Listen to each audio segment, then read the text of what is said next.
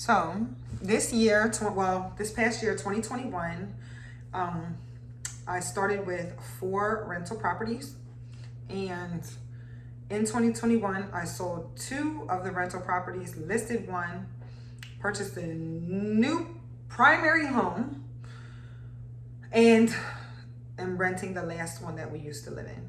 Okay, so now I'm left with 1 on the market, 1 going to be rented, and 1 we live in, and then money to reinvest in new rental properties or investment homes.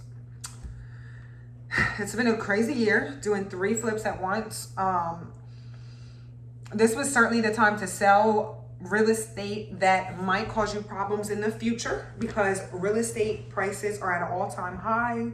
People are buying with no inspections, over asking or exactly at asking prices, which has been phenomenal for myself in my investing situation.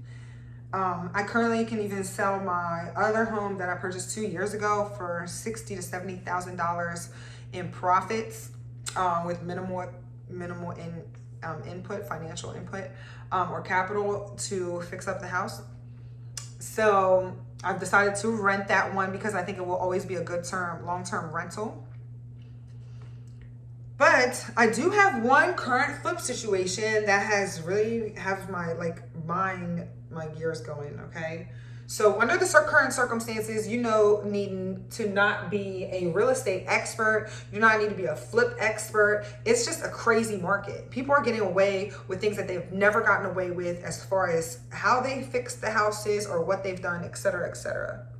Or a lot of connections or networks. Okay, because if you know real estate, a lot of the lenders, the appraisers, the agents, the large people with pull that either sell a lot of homes, own a lot of homes, have a little bit more control than what you think they do.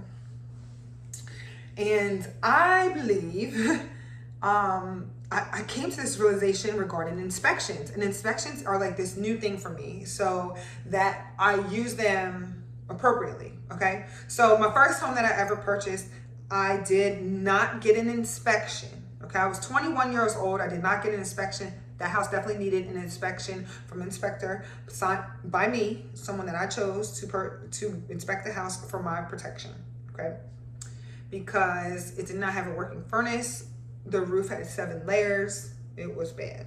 Okay, but I was going through a first-time home buyers program, an FHA inspection, which everyone told me was very,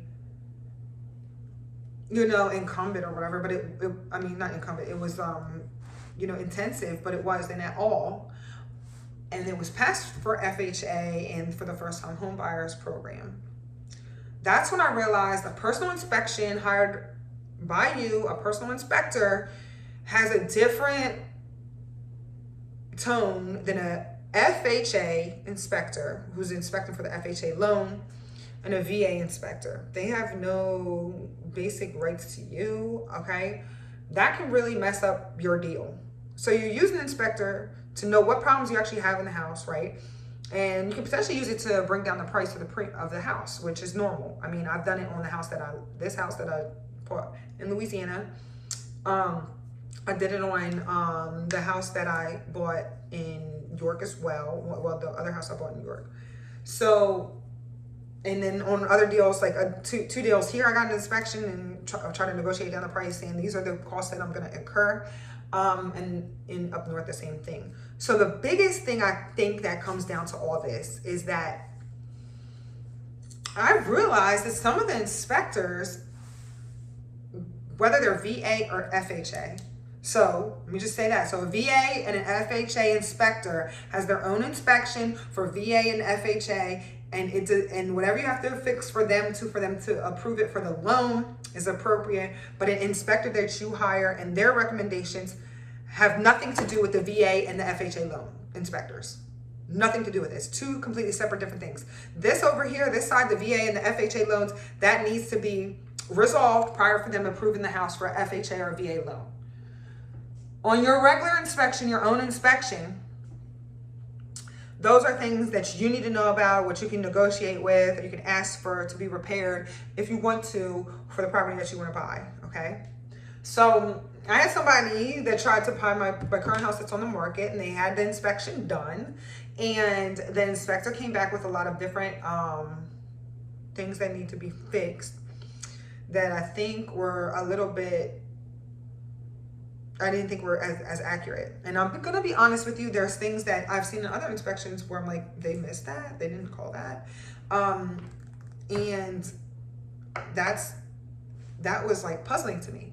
So some of these inspectors in Pennsylvania, at least, they don't require like a degree. I don't even think they require an inspector's license. Just some training, a couple, like maybe a month or two of training, and they can become a house inspector.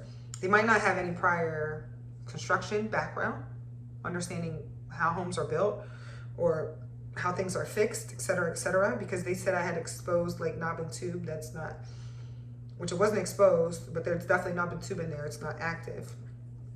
So it's interesting to me what the thoughts were for the inspector. And then, so I was curious then about the process of an inspector and the integrity of inspectors and their history of where they, you know, their experience with homes, with construction. I thought that was super interesting. So, I mean, because that inspection can make a difference. For example, now, once you have an inspection on your home and all these things are highlighted by the inspector saying that these are problems, they should technically be listed in the seller's disclosure because you are aware of these things. But most people don't do it. So I've gotten inspection on houses and they don't even list that they have an inspection on a house that I decided not to purchase.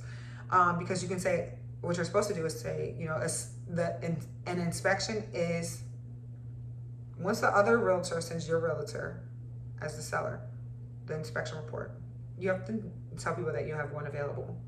So basically the inspection is available upon request. And then potential buyers can just use that inspection, and if they want to go get their own inspection, they can do that as well. But I don't think the public realizes how people become inspectors and what the I guess criteria it is to become an inspector, which I thought that was pretty interesting. And I think it has hurt my deal a little bit on my current flip. So I think that was probably one of the biggest takeaways from all these flips, because FHA and VA inspections are separate from regular inspections. Regular inspection that a potential buyer purchases really can help them, you know, negotiate price and different things, let them know what's going on with the house prior to them buying it. But it doesn't mean that it won't qualify for FHA or VA loans or requirements. And that's something I think even realtors have a hard time like kind of sifting through that, saying like, okay, this side, so that is for VA FHA. Just because they said this doesn't mean we have to fix this. If you want us to fix it, that's a different part of the deal. And that is something that I think is very interesting as far as when you're flipping houses, because being knowledgeable of your product and what you're doing, you can lose money like that, you know. And this is a market that you can lose a little bit of money in because you're getting more money because of the market's current conditions, the lack of houses and the great interest rates for people. So prices are through the roof. It really created an ideal situation. So I'm curious to what you guys' opinions are about inspections, home inspections. Now this is in the state of Pennsylvania in particular, and what the actual, you know, has it helped you? Has it hurt you? Have you seen where inspections were not relisted on properties, which I've seen that plenty of times. So I'm under the impression that if you have an inspection on your house, then you have to let other people know that. Anyway, that was one of the biggest takeaways from flipping for me to get better at my craft, was the difference between the types of inspections and what is required and what's not required in negotiations. And if you guys have any experiences, please drop them below. I was shocked to know that they didn't have any building experience or anything like that. And they didn't really have like degrees, I guess, or like a license. Let me know if you have anything to discuss about the real estate market of 2021. Now 2022, we're still I was actually gonna go buy some commercial units. Actually, I'll let you know how that goes.